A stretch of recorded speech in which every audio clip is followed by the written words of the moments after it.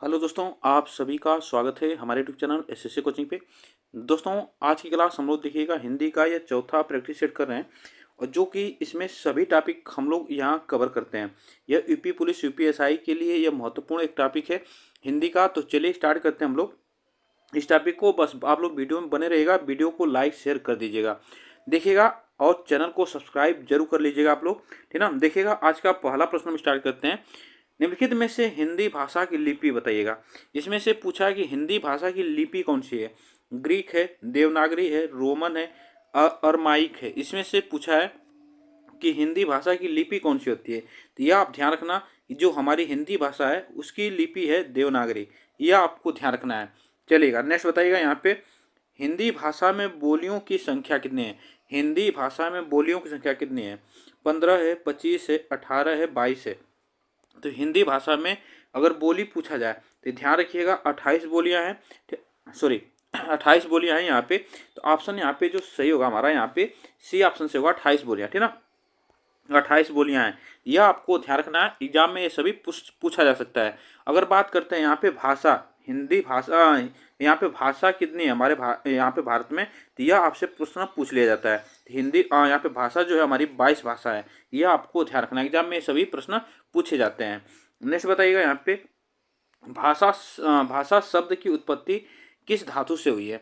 भाषा शब्द की उत्पत्ति किस धातु से हुई है, यहाँ पे आपसे प्रश्न पूछा है, बताइएगा इसमें से कौन सा ऑप्शन से होगा। तो हिंदी भाषा की जो ऑप्शन बताइएगा, भाष से होगा, भाष होगा, भाष और भाषा। इसमें से आप बताइएगा इसकी हिंदी भाषा की उत्पत्ति की बात करते हैं तो यहाँ पे जो भाष धातु है यहाँ से होती है, ठीक ना। यह आपसे प्रश्न पूछ लिया जाता है। नेक्स्ट बताइएगा, अंग का उच्चारण स्थान आपको बताना है। अंग का उच्चारण स्थान नासिक के होता है, कंठोष्ठ होता है, मूर्धन्य होता है, कंठ तालव्य होता है। इसमें से आप बताइएगा अंग का उच्चारण स्थान। देखिएगा अंग जो होता है हमारा, यह क वर्ग का 5वां अक्षर होता है, यह आपको ध्यान रखना है। इससे हम लोग जो नासिक के व्यंजन होते हैं, ठीक ना, यह आपको ध्यान रखना है। अंग, ठीक ना, अंग, य, अड़, न और म, यह हमारा जो होते हैं नासिक के व्यंजन होते हैं, यह भी आपको ध्यान रखना है, यहाँ से प्रश्न पूछे जाते हैं। उसके बाद अगर बात करते हैं कंठोष्ठ की बात करते हैं, यहाँ पे ओ आ जाता है कंठोष्ठ और औ, यहाँ पे यह कंठोष्ठ होते हैं। कंठ तालव्य की बात करते हैं तो इसमें ए और अ जो आते हैं यह कंठ तालव्य होते हैं। मूर्धा की बात करते हैं, मूर्धन्य की बात करते हैं यहाँ पे, तो यहाँ से प्रश्न पूछा जाता है जिसमें ट वर्ग आ जाता है, ठीक ना, ट वर्ग आ जाता है और क्या आता है, री आ जाता है, मूर्धन्य स आ जाता है, यह हमारा मूर्धन्य में आता है। इसमें जो ऑप्शन से होगा यहाँ पे ए ऑप्शन सही है। नेक्स्ट बताइएगा यहाँ पे, हिंदी दिवस किस तिथि को मनाया जाता है। हिंदी दिवस किस तिथि को मनाया जाता है, यह आपको ध्यान रखना है कि हिंदी दिवस की बात करते हैं तो यह आप बताइएगा कौन सा ऑप्शन यहाँ पे से होगा। देखिएगा हिंदी दिवस की बात करते हैं तो यह आप ध्यान रखना 14 सितंबर को, ठीक है। 14 सितंबर को 1949 में संविधान सभा ने हिंदी को भारत की राजभाषा के रूप में अपनाया था, यह आपको ध्यान रखना। तब से हम लोग क्या मनाते हैं, हिंदी दिवस मनाते हैं 14 सितंबर को। चलिएगा नेक्स्ट बताइएगा यहाँ पे, निम्नलिखित में से हिंदी के वर्ण हैं। हिंदी के वर्ण कौन है। क से ह तक है, अ से ह तक है, क से अड़ तक है और क से अज्ञ तक है। इसमें ध्यान रखना, यहाँ से हिंदी के वर्ण की बात करते हैं तो यहाँ पे ध्यान रखना, यह जो होता है हमारा अ जो वर्ण होता है यह पहला वर्ण होता है, ठीक ना, पहला वर्ण होता है। और अंतिम वर्ण पूछा जाए, ठीक ना, अंतिम वर्ण पूछा जाए तो यह हमारा ह होता है, यह भी ध्यान रखना एग्जाम में सभी प्रश्न पूछे जाते हैं। नेक्स्ट बताइएगा यहाँ पे, हिंदी वर्णमाला में अयोगवाह वर्णों की संख्या कितनी है। अयोगवाह वर्णों की संख्या आपसे प्रश्न पूछा जाता है तो अयोगवाह कितने होते हैं, यह आपसे प्रश्न पूछा है। देखिएगा अयोगवाह कौन कौन होते हैं, एक होता है अनुस्वार, ठीक ना, एक होता है अनुस्वार होता है जो हम यहाँ पे ध्यान रखिएगा, अनुस्वार जो ऊपर बिंदी होती है यह अनुस्वार होता है। उसके बाद आता है हमारा विसर्ग, ठीक ना, उसके बाद विसर्ग होता है, तो विसर्ग याद रखना यह हमारा विसर्ग होता है। यह याद रखना जो अयोगवाह होते हैं यह दो होते हैं, यह दोनों हम यहाँ पे बता दिए। चलेगा नेक्स्ट बताइएगा यहाँ पे, छत्र अज्ञ और स्र कहे जाते हैं, इससे कौन सा व्यंजन कहते हैं। संयुक्त व्यंजन, दीर्घ व्यंजन, व्यंजन, स्वर। इसमें से बताइएगा कौन सा ऑप्शन यहाँ पे से होगा। स्वर पूछा जाता है तो स्वर की संख्या 11 होती है, ये भी आपको ध्यान रखना एग्जाम में पूछ लिया जाता है। यह जो अक्षर होते हैं हमारे यह संयुक्त व्यंजन होते हैं, कौन होते हैं, संयुक्त व्यंजन होते हैं। नेक्स्ट बताइएगा यहाँ पे, हिंदी वर्णमाला में कितने संयुक्त व्यंजन हैं? हिंदी वर्णमाला में संयुक्त व्यंजन कितने होते हैं? 3 होते हैं, 5 होते हैं, 7 होते हैं, 4 होते हैं। तो संयुक्त व्यंजन आपसे प्रश्न पूछा जाता है, हिंदी वर्णमाला में संयुक्त व्यंजन की संख्या कितनी होती है? 4 होती है। यह आपसे प्रश्न पूछा जाता है, अभी बता चुके हैं ऊपर। नेक्स्ट बताइएगा यहाँ पे, भीष्म प्रतिज्ञा का अर्थ बताएगा। दिखने मात्र की प्रतिज्ञा, कठोर प्रतिज्ञा, दृढ़ प्रतिज्ञा, इनमें से कोई नहीं। तो इसमें से बताएगा भीष्म प्रतिज्ञा का अर्थ आपसे प्रश्न पूछा है, तो इसमें इसका जो भीष्म प्रतिज्ञा का अर्थ होता है यह होता है दृढ़ प्रतिज्ञा, ठीक ना। दृढ़ प्रतिज्ञा इसका अर्थ होता है, ये एग्जाम में पूछा जाता है। नेक्स्ट बताइएगा, सप्ताह में इक प्रत्यय जोड़ने से कौन सा नया शब्द बनता है? यहाँ से बताइएगा सप्ताह में इक प्रत्यय जोड़ देने से कौन सा शब्द बनता है? साप्ताहिक बनता है, साप्ताहिक बनता है, साप्ताहिक बनता है, सप्ताहिक बनता है। इसमें से बताइएगा कौन सा ऑप्शन यहाँ पे से होगा। इसको ध्यान रखना कि अगर यहाँ पे हम बात करते हैं, यहाँ पे जो ऑप्शन यहाँ पे देखिएगा ऊपर नीचे है, तो यहाँ पे ऑप्शन जो हमारा से होगा यहाँ पे साप्ताहिक, यह हमारा इस तरह लिखा जाता है साप्ताहिक, ठीक ना, साप्ताहिक, यह हमारा सही होगा। एग्जाम में ये सभी बातें ध्यान रखना है। नेक्स्ट बताइएगा, अज शब्द को स्त्रीवाचक बनाने के लिए किस प्रत्यय का प्रयोग करेंगे? अज, अज बताइएगा इसमें से किस प्रत्यय का प्रयोग करेंगे स्त्रीवाचक बनाने के लिए, यह आपसे प्रश्न पूछा है। सबसे पहले आप ध्यान रखना कि अज का अर्थ क्या हो अगर पूछा जाता है, तो इसमें ध्यान रखना अज का अर्थ होता है बकरा, ठीक ना। क्या होता है? बकरा होता है। अगर इसको हमें स्त्रीलिंग बनाना है तो यहाँ पे लिखेंगे अजा, क्या लिखेंगे? अजा, अजा में होता है बकरी, ठीक ना, यह स्त्रीलिंग हो गया। तो इसको ध्यान रखना, इसमें आ प्रत्यय जुड़ेगा, ठीक ना, आ प्रत्यय जुड़ेगा। ऑप्शन यहाँ पे हमारा सी सही होगा। नेक्स्ट बताइएगा यहाँ पे, जिसके सिर पर चंद्र हो के लिए उपयुक्त शब्द बताइए। जिसके सिर पर चंद्र हो के लिए उपयुक्त शब्द आपको बताना है।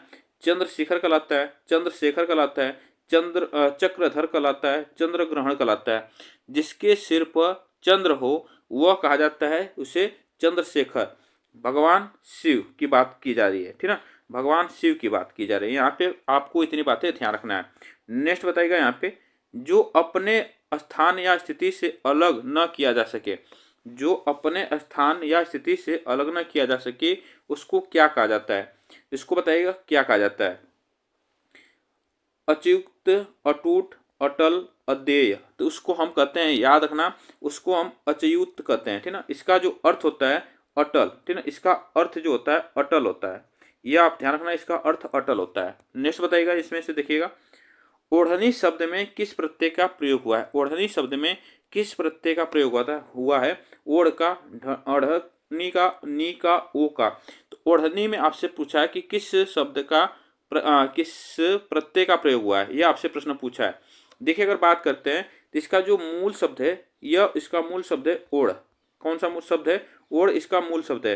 प्रत्यय की बात करते हैं, इसमें जो हमारा नी प्रत्यय है, ठीक ना, कौन सा प्रत्यय है? नी प्रत्यय। तो इसमें जो ऑप्शन से होगा यहाँ पे सी ऑप्शन से होगा। जब इसको मिलाएंगे तो बन जाता है ओढ़नी।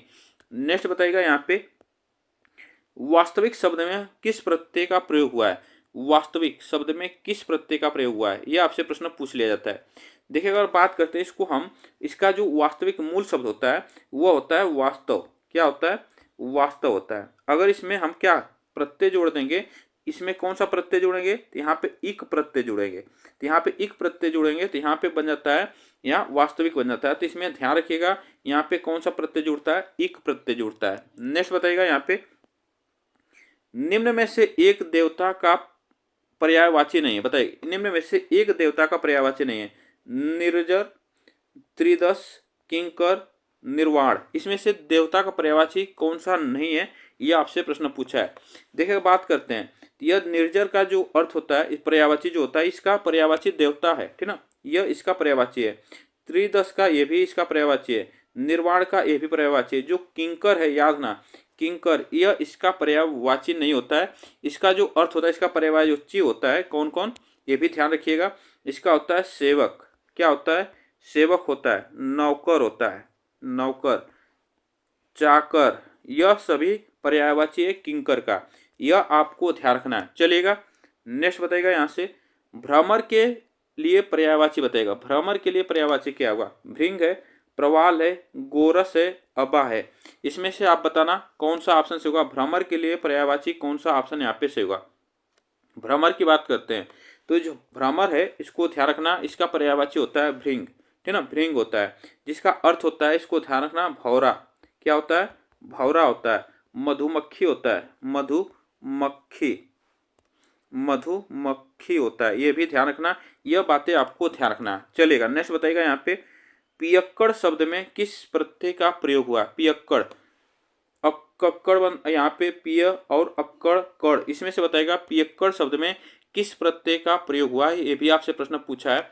देखिए अगर बात करते हैं यहाँ पे तो इसमें जो मूल धातु है, यह जो मूल शब्द है धातु है, यहाँ पे पी धातु है, ठीक ना, पी धातु है, इसको ध्यान रखना। यहाँ पे प्रत्यय जुड़ा है अक्कड़, कौन सा प्रत्यय जुड़ा है? अक्कड़ प्रत्यय जुड़ के बना है, पियक्कड़ बन गया है। तो यह आपको ध्यान रखना, एग्जाम में सभी प्रश्न पूछे जाते हैं। जैसे घुमक्कड़, ठीक ना, घुमक्कड़ होता है, घुमक्कड़ होता है, भुलक्कड़ होता है, भुलक्कड़, यह आपको ध्यान रखना। ऐसे जो शब्द आते हैं इसमें अक्कड़ प्रत्यय जुड़ा होता है।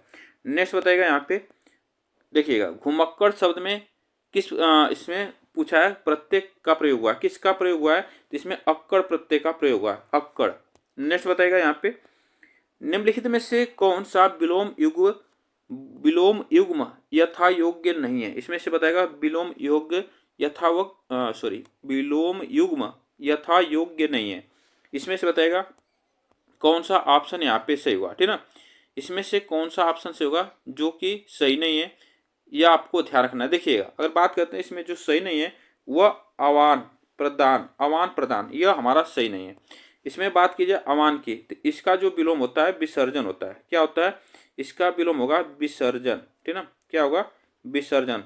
प्रदान का जो विलोम होगा आदान होगा, क्या होगा? आदान होगा। यह बातें सभी आप ध्यान रखिएगा, ऑप्शन यहाँ पे सही होगा डी। नेक्स्ट बताएगा यहाँ पे मधुर का विलोम शब्द बताएगा, मधुर का विलोम आम्र है, तीक्ष्ण है, क्षरित है, कटु है, इसमें से बताएगा मधुर का विलोम। आपसे प्रश्न पूछा है मधुर, देखा मधुर का जो अर्थ होता है क्या होता है? मीठा, क्या होता है? मीठा होता है, प्रिय होता है, ठीक ना, प्रिय होता है, यह आपसे प्रश्न पूछा जाता है। लेकिन इसमें विलोम पूछा है तो कटु, यह इसको ध्यान रखना कि कटु इसका विलोम नहीं होता है। कटु का जो अर्थ होता है उसका होता है कड़वा, क्या होता है? कड़वा होता है, यह आप बातें ध्यान रखिएगा, ऑप्शन यहाँ पे डी से हुआ। नेक्स्ट देखिएगा यहाँ पे बिलबिलाहट शब्द में किस प्रत्यय का प्रयोग हुआ? बिलबिलाहट, आहट, बिल, लाहट और हट, बिलबिलाहट शब्द में किस प्रत्यय का प्रयोग हुआ है, यह आपसे प्रश्न पूछ लिया जाता है। देखिएगा अगर बात करते हैं तो इसमें जो क्रिया है, इसमें एक क्रिया जुड़ी है बिलबिला, ठीक ना, कौन सी क्रिया है? बिलबिला, बिलबिला यह क्रिया है, इसमें प्रत्यय जुड़ा है, यह बन गया है हमारा आहट, बिलबिलाहट, यह ठीक, इसमें प्रत्यय जुड़ा है, आहट प्रत्यय जुड़ा है, इसमें जुड़ गया है हमारा, बन गया है बिलबिलाहट। ऐसे जो शब्द आपसे प्रश्न पूछे जाते हैं ये भी ध्यान रखिएगा, जैसे घबराहट ना, घबराहट, यह आपसे प्रश्न पूछ लिया, चिल्लाहट, ठीक ना, चिल्लाहट, चिल्लाहट, यह सभी इसमें सही होगा। चलेगा, नेक्स्ट बताइएगा यहाँ पे झगड़ालू शब्द में किस प्रत्यय का प्रयोग हुआ? झगड़ालू, लू का, आलू का, डालू का, झगड़ा का, तो झगड़ालू शब्द में किस प्रत्यय का प्रयोग हुआ है, ये भी आपसे प्रश्न पूछा जाता है। देखिएगा अगर इसमें मूल शब्द की बात करते हैं, झगड़ालू में अगर मूल शब्द कौन सा होता है तो वह झगड़, ठीक ना, झगड़ इसका मूल शब्द होता है, झगड़ इसमें मूल शब्द है। इसमें प्रत्यय की बात करते हैं, प्रत्यय कौन सा है तो ये भी ध्यान रखिएगा, इसमें प्रत्यय जो है आलू प्रत्यय जुड़ा है, ठीक ना, कौन सा प्रत्यय? आलू प्रत्यय जुड़ा है, तो इसमें ऑप्शन जो सही होगा यहाँ पे बी ऑप्शन सही है। नेक्स्ट देखिएगा यहाँ पे पाप पातक किस शब्द के अनेकार्थी हैं? यह पाप पातक किस शब्द के अनेकार्थी शब्द हैं? अग्नि के हैं, अध के हैं, अघट के हैं और अचर के हैं। तो पाप पातक किस शब्द के अनेकार्थी शब्द हैं, तो ये आपसे प्रश्न पूछा जाता है, तो यह है अध के, ठीक ना, क्या है? अध के। अध का जो अर्थ होता है यह होता है पाप, बुराई, अधर्म, गुनाह, यह सभी क्या होता है? यह अध के जो पर्यायवाची अनेकार्थी शब्द होते हैं, ठीक है, इसका अर्थ नहीं अनेकार्थी शब्द होते हैं। नेक्स्ट बताइएगा यहाँ पे यह शब्द रस का अनेकार्थी शब्द नहीं है, बताइएगा रस शब्द का अनेकार्थी कौन नहीं है, कौन सा नहीं है? रूप है, स्वाद है, पानी है, पारा है, यह आपसे प्रश्न पूछा है कि यह शब्द रस का अनेकार्थी नहीं है, यह आप बताइएगा कौन सा ऑप्शन यहाँ पे से होगा, ठीक ना। देखिए अगर बात करते हैं रस, रूप इसका जो इसका अनेकार्थी है, स्वाद इसका अनेकार्थी है, पानी इसका अनेकार्थी है, लेकिन जो पारा है यह इसका अनेकार्थी नहीं है, ठीक है ना। पारा जो है अनेकार्थी नहीं है। नेक्स्ट देखिएगा यहाँ पे, बहुतायत शब्द में किस प्रत्यय का प्रयोग हुआ है। बहुतायत, बहुत, आयत, यत, तायत, इसमें से बताइएगा बहुतायत शब्द में किस प्रत्यय का प्रयोग हुआ है, ये आपसे प्रश्न पूछा जाता है। देखिए अगर इसका जो मूल शब्द होता है तो बहुत, याद ना, इसका मूल शब्द है बहुत, इसमें कौन सा प्रत्यय जुड़ा है, तो आयत प्रत्यय जुड़ा है, तो इसमें बन गया है बहुतायत, ठीक ना। नेक्स्ट देखिएगा यहाँ पे, गंवारपन शब्द में किस प्रत्यय का प्रयोग हुआ है। गंवारपन शब्द में किस प्रत्यय का प्रयोग हुआ है। गंवा, गवार, अन्न, पन, इसमें से बताइएगा गंवारपन शब्द में किस प्रत्यय का प्रयोग हुआ है। तो यह आपको ध्यान रखना है, इसमें से ध्यान रखिएगा। अगर इसमें मूल शब्द कौन सा है तो यह आप ध्यान रखना, मूल शब्द गंवार, ठीक ना। गंवार जो है इसमें मूल शब्द है, इसमें से गंवारपन अगर प्रत्यय जुड़ा है, कौन सा प्रत्यय जुड़ा है, तो वह पन प्रत्यय जुड़ा है। कौन सा, पन प्रत्यय। जैसे और शब्द होते हैं जैसे लड़कपन, ठीक ना, लड़कपन, लड़कपन इसमें पन प्रत्यय जुड़ा है। बड़कपन, बड़कपन, यह इसमें पन प्रत्यय जुड़ा है। तो यह सभी आपको ध्यान रखना है। चलिएगा, विचार में इक प्रत्यय लगाने से बना शब्द है। विचार में इक प्रत्यय लगाने से कौन सा शब्द बनता है। वैचारिक, विचारिक, विचारिक और वैचारिक, इसमें से आपसे पूछा है कि विचार में इक प्रत्यय लगाने से कौन सा शब्द बना है, ये आपसे प्रश्न पूछा है। देखिएगा अगर बात करते हैं तो इसमें अगर इक प्रत्यय जुड़ता है तो यहाँ पे वैचारिक हो जाता है, ठीक ना। इक प्रत्यय जुड़ता है तो यहाँ तो वैचारिक हो जाता है, जो कि इक प्रत्यय जुड़ने से वी जो है, याद रखना, वह अय में बदल जाता है, तो वैचारिक हो जाता है। नेक्स्ट बताइएगा यहाँ पे, गठरिया शब्द में किस प्रत्यय का प्रयोग हुआ। गठरिया शब्द में किस प्रत्यय का प्रयोग हुआ है। रिया, गठरी, इया और ठरिया, इसमें से ध्यान रखना कि गठरिया शब्द में प्रत्यय आपसे पूछा है, इसमें से जो इसका मूल शब्द है गठरी, इसका मूल शब्द होता है, लेकिन इसमें से प्रत्यय पूछा है, इसमें से इया प्रत्यय जुड़ा है। कौन सा प्रत्यय, इया। नेक्स्ट बताइएगा यहाँ पे, ननिहाल शब्द में किस प्रत्यय का प्रयोग हुआ है। ननिहाल शब्द में किस प्रत्यय का प्रयोग हुआ है। नानी का, ई हाल का, ननी का और हाल का, तो ननिहाल शब्द में किस प्रत्यय का प्रयोग हुआ है, ये आपसे प्रश्न पूछा है। तो इसका प्रत्यय इसमें जुड़ा है हाल, ठीक ना। ननिहाल में जो है यह हाल प्रत्यय जुड़ा है। इसका मूल जो शब्द है इसको ध्यान रखना, अगर इसका मूल शब्द पूछा जाए तो इसका नाना होता है, ठीक ना। इसका नाना होता है, मूल शब्द होता है, लेकिन इसको बोला जाता है, इसमें हाल प्रत्यय जब जुड़ता है तो यहाँ पे ननिहाल बन जाता है, ठीक ना, ननिहाल। अगर इसमें हम नाना में हाल जोड़ेंगे तो नाना हाल हो जाएगा। यह आप इतनी बातें ध्यान रखिएगा, यहाँ पे हाल प्रत्यय जुड़ा है। तो यह आज के लिए इतने प्रश्न थे, आपको इतनी बातें ध्यान रखना है। यहाँ से प्रश्न एग्जाम में जरूर आने की संभावना रहेगी। तो बताइएगा आज का ये प्रश्न कैसा लगा। वीडियो को लाइक शेयर कर दीजिएगा, चैनल को सब्सक्राइब जरूर करिएगा। फिर मिलेंगे नेक्स्ट वीडियो में, तब तक के लिए थैंक यू सो मच।